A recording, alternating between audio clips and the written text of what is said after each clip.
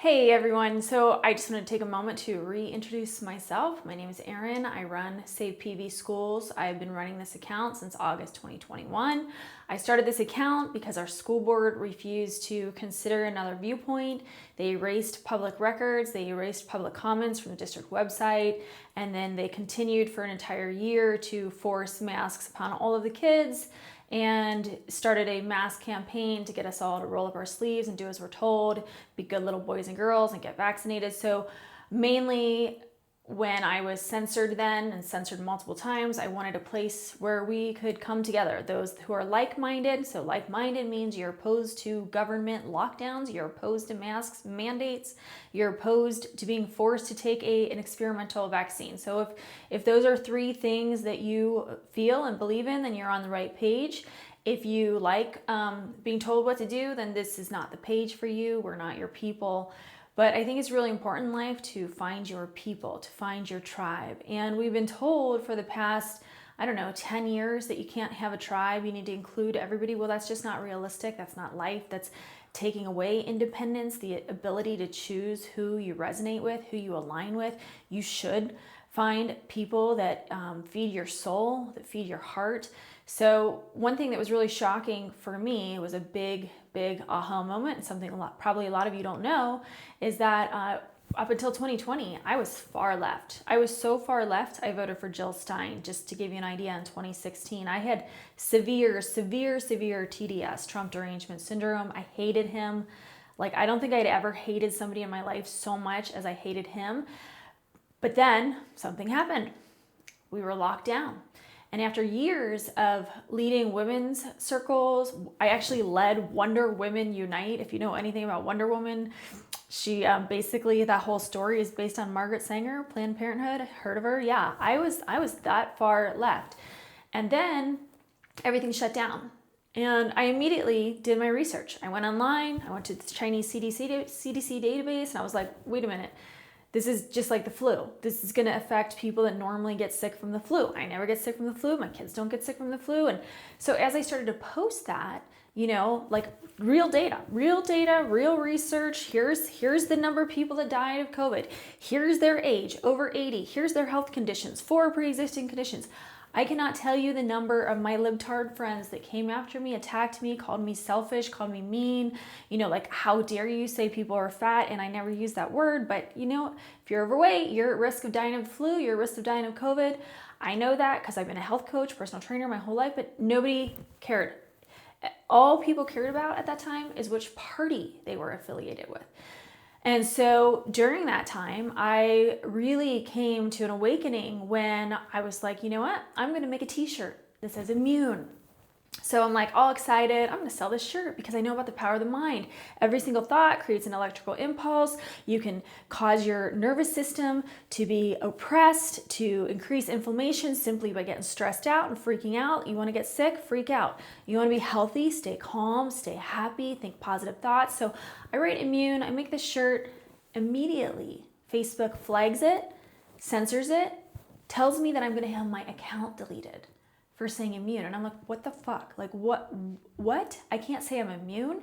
And then I think I'm going to find camaraderie. I'm going to tell all my friends about this. I'm going to post about it. All these people came on and started defending Facebook for censoring me for saying immune. And then they began to explain to me why I couldn't possibly think that I was immune.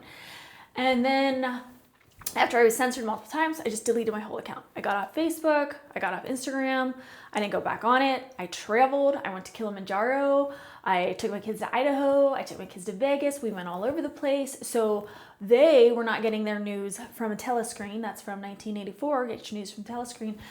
So anyway, long story short, what ended up happening is May 2021, I'm talking to my husband and he's like, you know what? A really wise woman once said to me, you can either change your attitude or change your situation. And he was talking about me. So I was like, you know what? Fine, I'm going to fight these mask mandates. And I began to host groups. We got a bunch of people together. We began to fight the mask mandates. One thing led to another. As we became more and more aware, my Trump derangement syndrome completely healed because now I know, even though, Trump's got some things with his personality I could do without, but he's right. it is fake news. And the news is designed to enrage you, to piss you off, and he's, responsible too for it. But most of the news that we hear is 1% of reality. And they take that 1% of reality and they blow it up to make you addicted to the drama.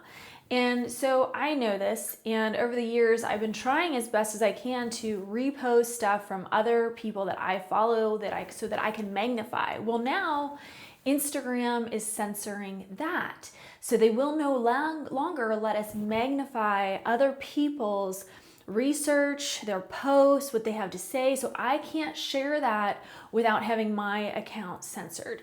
So where I'm at right now, this is supposed to be a reintroduction and I'm rambling, and that's okay because you probably stopped listening like after 5 seconds. So anyway, where I'm at right now is what I'm seeing going on. It's really disturbing. All of the conservative people that I started following in 2020. So like I started following Charlie Kirk, love him. My heart still breaks for him and his family. I started following Tucker Carlson. I started listening to Candace Owens. I started listening to all these people, like the conservative voices on the right. Well, now, Marjorie Taylor Greene, started listening to her too. Now there's a split, a rupture amongst the party, okay? And what is so sickening to me is that the conservatives are doing the same thing that the libtards doing, and they're trying to cancel one another. But this time it's different because it's within their own party. So my recommendation, my encouragement is that you don't do that, that you don't shut people off, that you don't immediately write somebody off because you have a different point of view. Because then we're just doing the same thing that was done to all of us in the very beginning. Like, listen, and it takes time. It takes a lot of time to find the truth. I'm telling you.